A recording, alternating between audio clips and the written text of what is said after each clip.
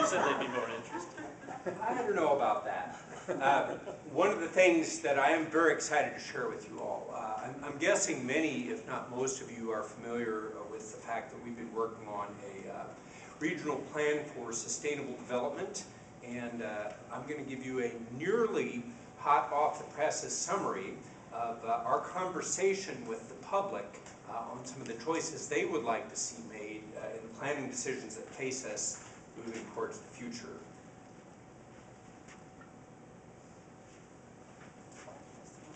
It's wrong.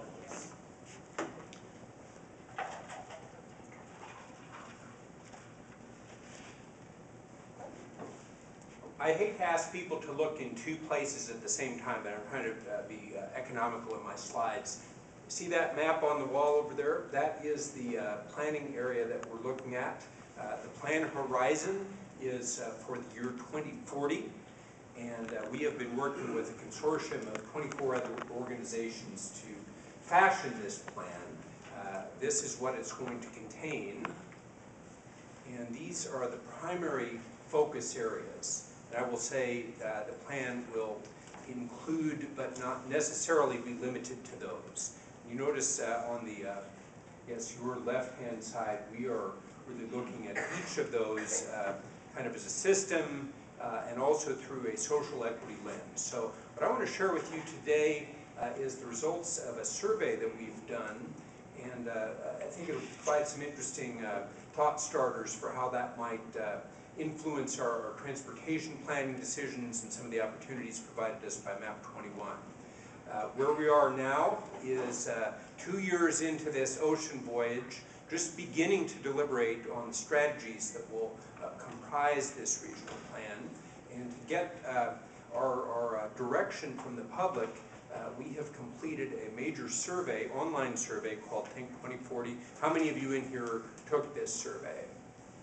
Okay, good. Well, about half of you, and you'll be interested, I'm sure, in seeing the results. We had a round of public meetings early on where among the 15 goals that our coordinating committee had set out for this plan, we asked residents to rate them, and the top 3 came up basically looking at alternatives to driving, better preserving our environmental resources, and improving our education and workforce competitiveness. So to have this conversation about future choices, we crafted 3 alternatives.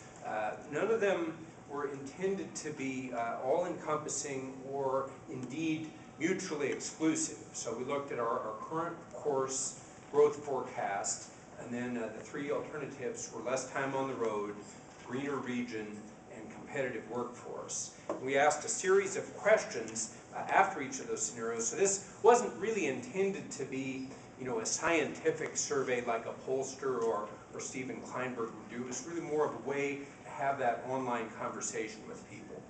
Current course, David talked a little bit about existing communities. We used a little bit different metric that 92% of our folks live either in an incorporated city or town or in the census's definition of an urbanized area.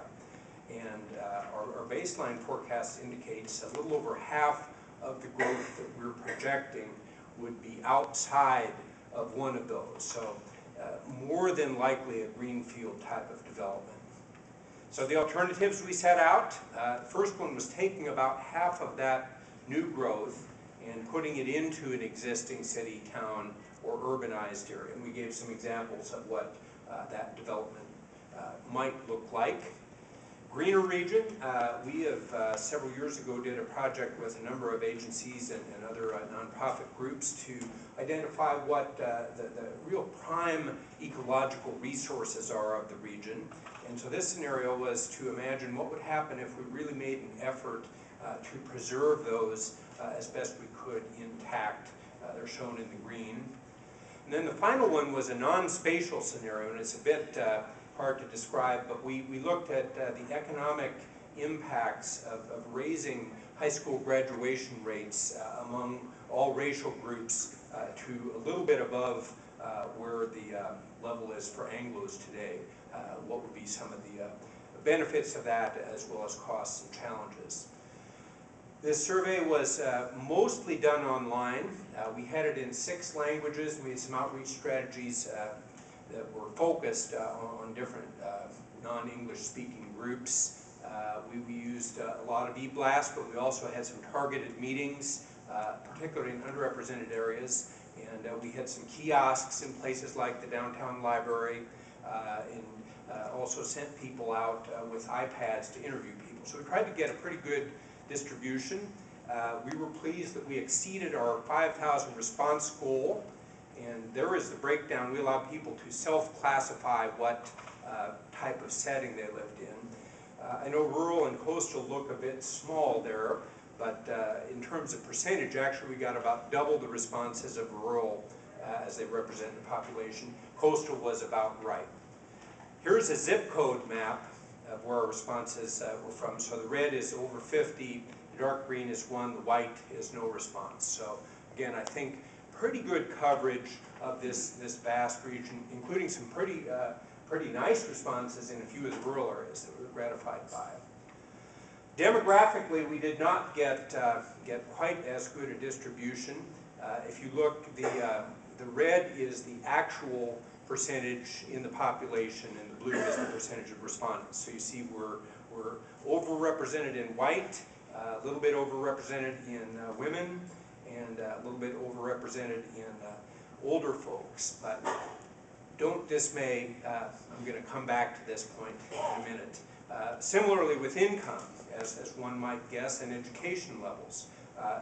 This is a vexing issue because these are rather complicated decisions and choices we have, but those of you who took it, I mean, this survey took some time, and it had some concepts that maybe a lot of people don't think about every day.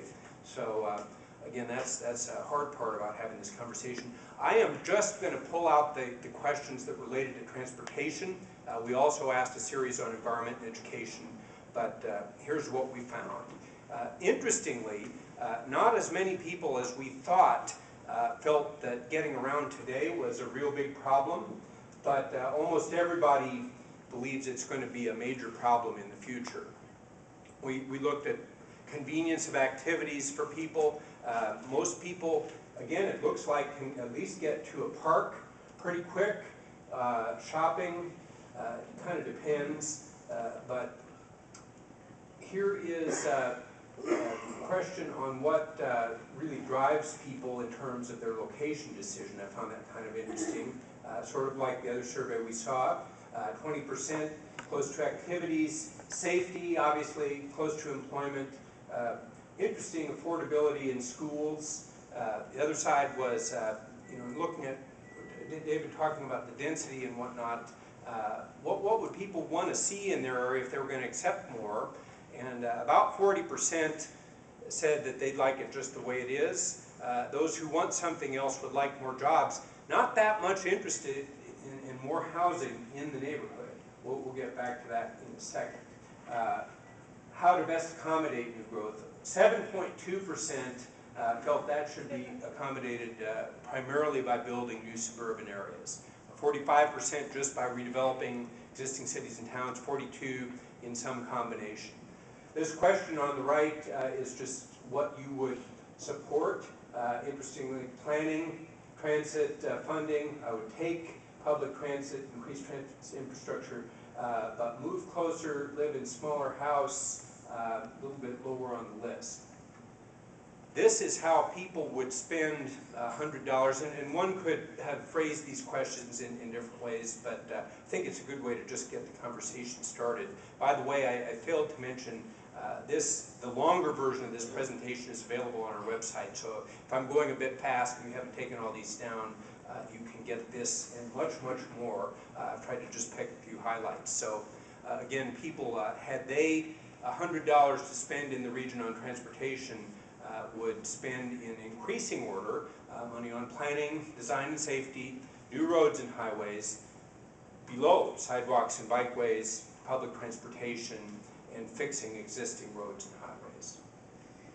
So I guess our main takeaways from this part of the section were, we were a bit surprised, frankly, that this did not seem to be as big a deal to the people who answered the survey as we thought it might be. There were some different priorities among different demographic and geographic sectors. I'm going to get into that in a minute. Broad support for planning and coordination and a higher allocation of funding to alternatives in terms of mode than is the case today.